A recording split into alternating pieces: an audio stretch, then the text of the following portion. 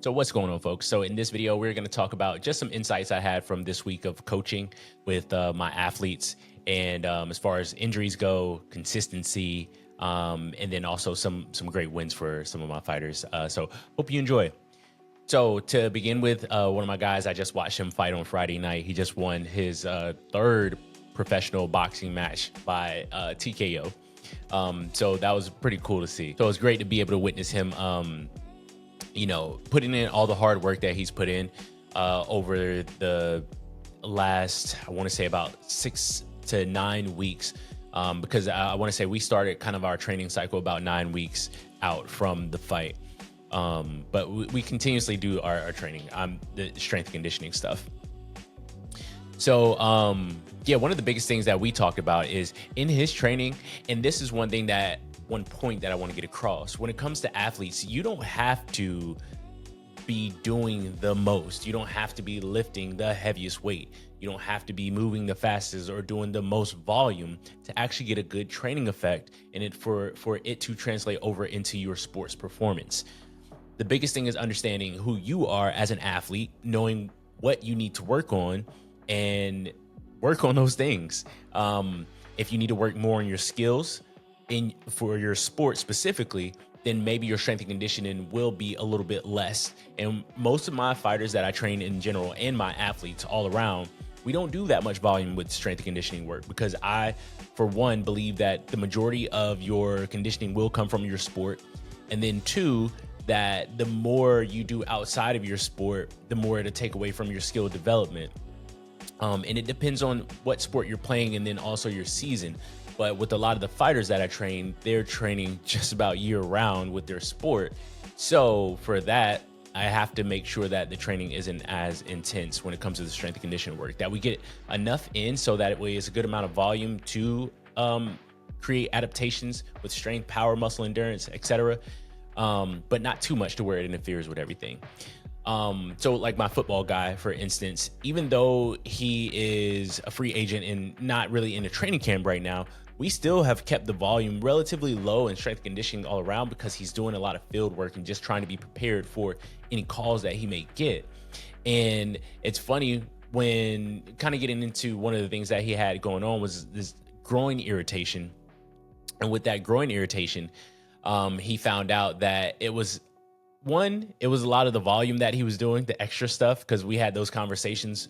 Whenever somebody starts working with me, I don't try to get them to buy into my whole entire process and get rid of everything that they were doing beforehand. But I do tell them if they're doing too much of accessory work, they're doing more volume and maybe trying to build their cardio or whatnot, I let them know like, hey, maybe you might want to reduce this a little bit. See how your body feels. See how you respond. Maybe you might want to adjust how you're going about your route running. That's because he plays receiver. Maybe you might want to take a little bit more rest in between your routes. Maybe you might want to actually count the number of routes that you're running within that day. And sure enough, him cutting out a lot of the extra conditioning that he thought he needed to do definitely helped his body be able to overcome the stress from training and recover fast enough so that way his body can heal whatever was going on with his groin, plus us doing some accessory movements and stuff like that to help along with the groin strength and mobility in his hips as well. I think one of the biggest things that I also noticed with not just him, but there's another one of my clients that I train. We were explaining about him being able to get overhead a little bit more, overhead mobility, because he really enjoys doing pull-ups and everything like that. So I'm like, if we really want to optimize this, we do got to address the overhead mobility. And I eliminated pull-ups out of his workouts for a while just because he had so much strength and volume in that area that muscle could just be really tight and wound up and very active. So I eliminated that out of his training for a while and kept the mobility stuff. And it's been a couple of years that we've been working together, but he's still making improvements, and he has way better overhead mobility than he did beforehand. And I think it's a testament to understand that these things take time. It takes time. If you're not willing to put in the time that it takes, and I know it's hard, but we have to understand that our body doesn't just flip the switch like that and we're all brand new and we're on to the next thing. It takes time to sometimes get improvements in mobility. It takes time for your body to heal from certain injuries, and we'll get into that as well. And then it takes time for the body to adapt, to build more muscle, to get stronger, to become more powerful, to get faster. It takes time for all of these things. And you can't just think that it's going to happen just like that overnight. You can't think that. If you do think that way, then more often than not, what I've seen over the years of working with clients is just that they don't last. They get frustrated with the progress that they're making, and then they jump from program to program or coach to coach, and they're still not getting what they want to get out of it. And all it comes down to is them not being patient enough to stick with the program long enough to actually see the results that they want to see. And sometimes it comes from them not doing the stuff outside of training as well. So not keeping track of how well they're sleeping, how much they're sleeping, their nutrition, their hydration, their stress, not keeping track of all of these things, because those play a huge factor into how well your body adapts to your training. If you're not doing all those things that you need to be doing outside of the gym, then your results are going to be very minimal, and you're not going to optimize what you can actually, what your potential actually is. So you do have to adjust those things as well. And with those things, it's another process. Why? Because we've built those habits up over a long period of time. So we're not just going to flip the switch and then all of a sudden our sleep is better, or we're getting 8 hours instead of 5 hours of sleep at night. That's not how it works. It takes time to establish those new habits and for us to pick away at the things that we need to improve on outside of the gym. But if we look at the journey and then we make a promise to ourselves that, hey, you know, I want to stick with this long term. We make long term milestones, right? Because we always want to think about that constant improvement. So we make milestones for ourselves. It'd be like, okay, by the end of this year, I want to be making sure that I'm getting 7 hours of sleep per night, you know, on average, right? And maybe better. Or by the end of the by the end of the year, I'm drinking X amount of water. I'm eating all of my meals as a home cooked meal instead of eating all of my meals with eating out, or 2 meals a week eating out or whatnot. But you get the point. It's making those milestone goals so that way you have an idea of what improvements you want to make over that extended period of time and not just a short period of time. So then once you kind of reach those goals, and you can see it on a day-to-day basis, you can check the boxes, you know what I mean? You can go back and look at your journal and be like, okay, cool, we did that this year. We are where we wanted to be. And then now we can fine tune something else. It's always something else that you can improve on in order to contribute to your overall goal when it comes to your performance athletically, or it could just be your day-to-day job, whatever it may be. But yeah, so that's on that point with the whole consistency thing and why people don't typically see the results that they want to see. But yeah, I think one of the things that he said to me, and this is my football player that I train, he was just like, yeah, man, I noticed that when I'm on the field now, like, you know, I have way more energy. And then also that he's a lot faster than, you know, he was originally. And again, like, we're not doing, because I kind of do somewhat of the bare minimum when it comes to some of my training. It's just like, we're in the gym, we're doing our plyometrics or our power work and development. We do our strength stuff, and then we do our accessory movements that build resilience with, if it's groin area that he needs some resilience in, if it's some knee stability, or if it's ankle stability, whatever it may be, that's the accessory work. But getting to the point is that we do these things and we're seeing improvements, and it's not as much as a lot of people want to make it out to be. It's not any special exercises that we're doing in the gym. It's really not. It's just giving the body what it needs to be able to perform in the sport, and then also to make adaptations and recover from the stressors that we put on it, and then make improvements. So one of the things I used to think about earlier on in my coaching career was that there was some sort of special exercise or special program that people needed, especially athletes needed, in order to reach a certain level in their sport. When in reality, it's not a special exercise or anything like that. Most of them just need consistency. They just need consistent strength and conditioning work and be consistent with their sport. Handle all of the things outside of the gym, make sure those things are in alignment, and improvement comes like that. It really does. It's not that complicated, and it's not that complicated, but it is hard, right? It is hard because we fall back into old habits, and we we have a hard time being consistent with things that, kind of go against our need for novelty, right? We do have a need for novelty. And I think one of the biggest key things is like you can get that novelty from other areas. But if you're trying to accomplish something that requires some consistency, keep the novelty out of that. We can sprinkle it in a little bit here and there. And I do that because I understand how the mind works when it comes to that stuff, because that's how it was when I was training. So I do keep in mind that, okay, I'm going to sprinkle in a little novelty, but we're going to make sure that it still plays into the overarching goal that we're trying to achieve. Now, if you're not an athlete, right, and you just enjoy training and you want to lift for fun or whatever it may be, or you just want to stay more active, then you can have more variety, more novelty in your training, and that's perfectly fine. But again, if you do have a goal with that, you still want to keep some type of consistency. So that way you don't get into this realm of not seeing the improvements that you want to see. And then sometimes you can just kind of irritate the body a little too much if you're doing too much variety too soon and too heavily as well.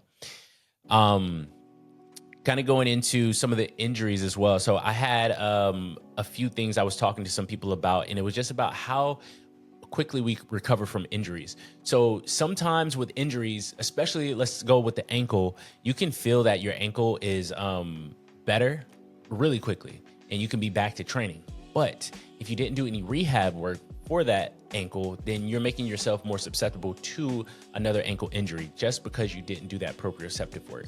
So proprioceptive work, meaning like balance work. So any type of balance training with that ankle, it doesn't have to be too complex. You can literally just be standing on one leg, balancing for 30 to 45 seconds.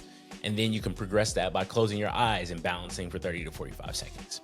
You can do kettlebell switches in your hand. You know what I mean? It doesn't have to be too complex when it comes to the balance work at all. You can do tandem stands. So one foot in front of the other. That's balance work. So you're working on that. But that's highly important when it comes to an ankle sprain because the inflammation can go away really quickly, but the tissue may not be completely healed. So if you just go right back into the stuff that you're doing, you're making yourself more susceptible to re-injuring the site. And that goes for any area. Once that inflammation goes down for a lot of different types of injuries, you can end up just going right back into it because you feel good and then being right back to square one. So it's highly important to understand that it takes the body a certain amount of time to recover the strength of that tissue. And most of the time, at least from the literature, it says that your tissue only gets back to about 80% of its original strength. So let's just say you strain your groin muscle, right?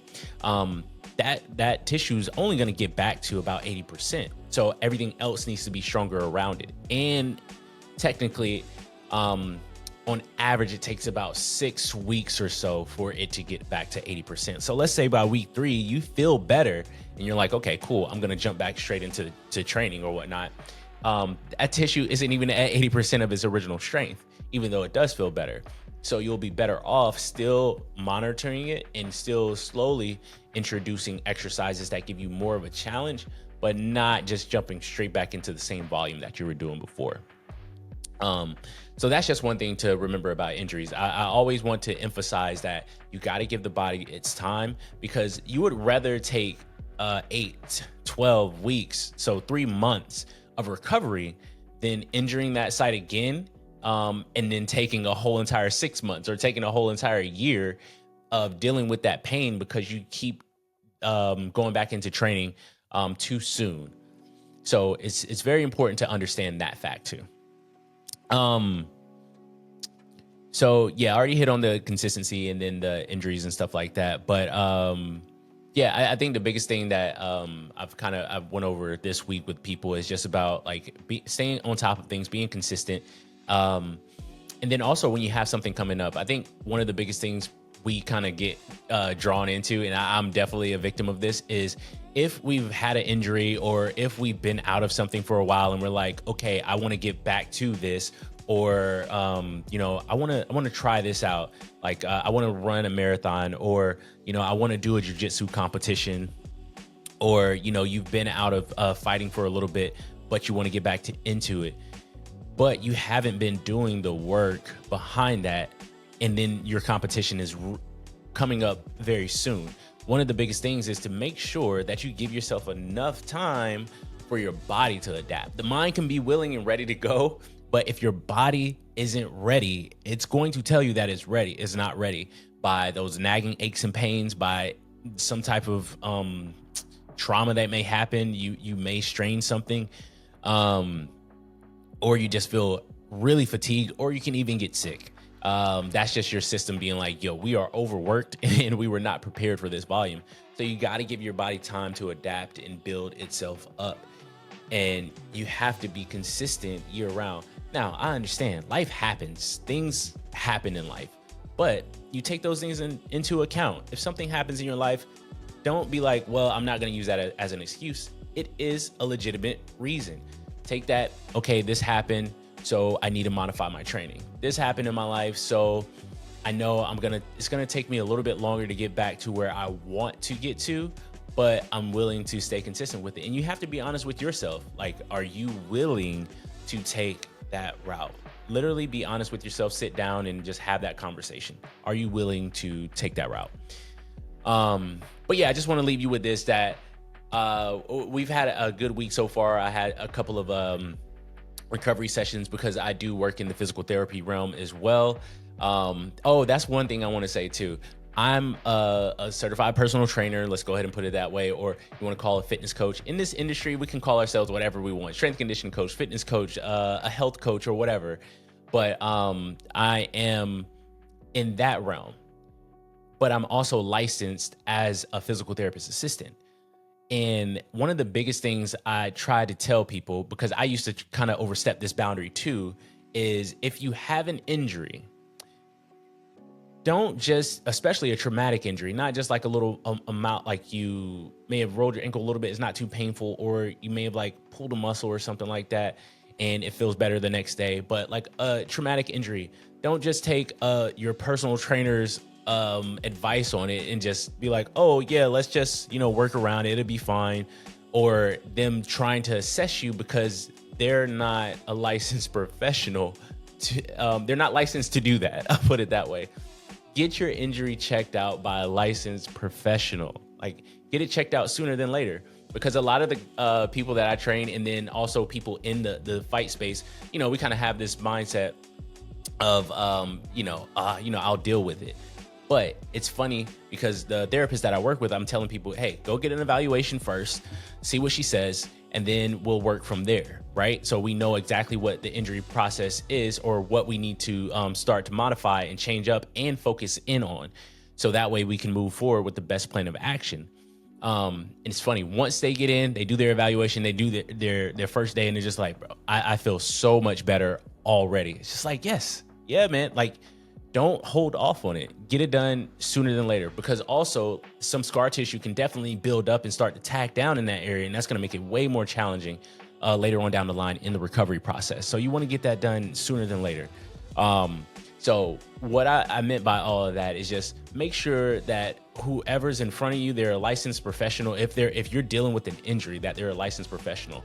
I always refer out now, like if one of my athletes are injured, and it's a major injury or something like that, not just like, I got this little ache going on. I'm just like, okay, you have an ache going on. I can kind of sift out whether or not you need to go get evaluated. And especially if it gets worse, or if it's just something that came on from probably like an overtraining or something like that. You know what I mean? I'm just like, okay, we need to just back off on the volume. We may need to back off on the intensity, make a few modifications here and there. But if it's an acute trauma, something that happened like a very bad ankle sprain or a pop in your knee or something like that, you need to get evaluated. You definitely need to get evaluated. And make sure that, you can get evaluated by anyone, but you want to make sure, not anyone, but a licensed professional, but you want to make sure that they are versed in, sports performance as well. So that way they can give you a good transition back into your sport or whatever your active hobby actually is. Because some of the more generalized places, they don't really have that transition to where you go through therapy and you're preparing to get back to the intensity of training that you were into. It's kind of like, okay, you don't have any more pain or anything like that with these basic tests, you're good to go. It's more like, okay, we really need to test this thing out and make sure that you're good to go back to your sport. So return to sport stuff. So yeah, so just make sure it's a licensed professional and that they're on the border. If you need a professional that can evaluate you virtually, I'll leave a link down in the description box on how to get in touch with Marissa, the physical therapist that I work with at Redemption Physical Therapy. And you can get evaluated right there if you're dealing with some type of injury. But yeah, I'm just going to leave you with that. Just want to give a little weekly recap and some thoughts and some things that were going on with training my clients throughout this week. And yeah, thanks for listening, and I'll see you in the next one.